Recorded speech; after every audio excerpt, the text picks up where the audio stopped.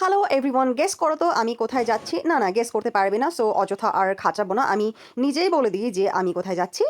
পুরো এয়ারপোর্টটাই খালি একদম। আমি বাগডোগরা এয়ারপোর্টে এসে ওয়েট করছি। অ্যাকচুয়ালি আমার সাথে যে গ্রুপগুলো যাচ্ছে তারা একটু দূর থেকে আসছেন, আমি একদম এয়ারপোর্টের কাছে থাকি। সো আমি আগে পৌঁছে গেছি, গিয়ে দেখছি এয়ারপোর্ট পুরো খালি। সো প্রচণ্ড ভয়ঙ্কর একটা দৃশ্য লাগছিল।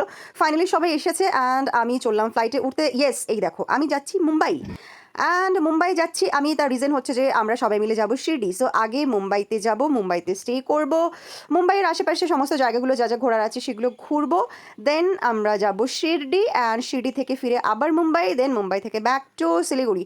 সো এখন আমরা বাগডোগরা এয়ারপোর্ট ছাড়লাম। সো এয়ারপোর্টের এখন ফ্লাইটের ওপর থেকে নিচের জায়গাটা কত সুন্দর লাগে না? যদিও প্রচণ্ড বৃষ্টি হচ্ছিল, ভালো করে আমি ক্যাপচার করতে পারিনি, সেটা দেখেই বুঝতে পারছি যে এক্সট্রিমলি রেনি।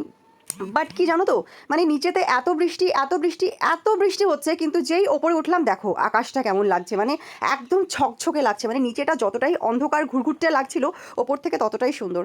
সো ফাইনালি এই যে আমি মুম্বাইয়ের আকাশ থেকে মুম্বাই দেখতে পাচ্ছি, অ্যান্ড এই যে যে স্লামসটা দেখা যাচ্ছে এটা দেখে মনে হচ্ছে ধারা, বিকজ এত বড় স্লামস তো আর কোথাও নেই বলে আমার জানা আছে, মানে আমার জানা নেই আর কি। আমি যতটা জানি যে ধারাভির স্লামসটা হচ্ছে সব থেকে বড়, আর ওপর থেকে অনেকটা ছিল স্লামসটা, বাট অতটা আমি ক্যাপচার করে দেখাইনি এখানে। সো যতটা দেখা যাচ্ছে এতটাতেই আন্দাজ করতে পারছো। এটা যারা চেনো তারা আমাকে জানিও যে এটা ধারাবি কিনা, আমার মনে হচ্ছে যে এটা ধারাবি। সো ফাইনালি আমরা ল্যান্ড করে গেছি মুম্বাইতে। ইয়ে! সো মুম্বাইতে কী কী করছি কী কী না করছি সবটাই তোমাদের সঙ্গে শেয়ার করছি, দেখতে থাকো। সো আমি লাগেজ বেল্টের পাশে ওয়েট করছি আমার ব্যাগস আসার জন্য, আমার লাগেজটা চলে আসলে পরে আমি অন্তত শান্তি পাই। সো ফাইনালি আমি আমার লাগেজ পেয়ে গেছি, অ্যান্ড আমি ওয়েট করছি যে আমার সাথে বাকিরা যারা আছে তারাও যেন তাদের লাগেজ পেয়ে যায়। তারা তাদের লাগেজ পেয়ে গেলে আমরা সবাই মিলে বেরিয়ে গেলাম হোটেলের দিকে, অ্যান্ড হোটেলে পৌঁছে একজনকে ধরিয়ে দিলাম ক্যামেরা, বললাম যে একটুখানি দেখা যে কোন হোটেলে আমরা আছি। সো আমরা আছি হচ্ছে রামাডাতে। সবার রুম থেকে মোটামুটি সি ভিউ ছিল, আমার রুম থেকে পার্শিয়ালি ছিল, বাকি যারা ছিল তাদের রুম থেকে কোটা সিটাই দেখা যায়।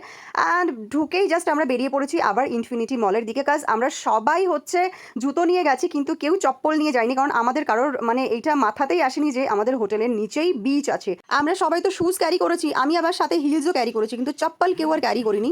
সো আমরা গেলাম ইনফিনিটি মলে। ইনফিনিটি মলে যার যার পছন্দ মতন আমরা চপ্পল নিলাম। এখন বাজে সন্ধ্যে 7টা, আমি আছি লোখণ্ডওয়ালা মুম্বাইতে, আর আকাশ হচ্ছে পরিষ্কার একদম ঝকঝকে, মাথার উপরে সূর্য। মানে যখন সন্ধ্যে 7টা আমি এখানে এসে দেখলাম সানের এই অবস্থা, যে মাথার উপরে এখন সূর্য, এখানে দেখো চারিদিক, এই হচ্ছে অবস্থা।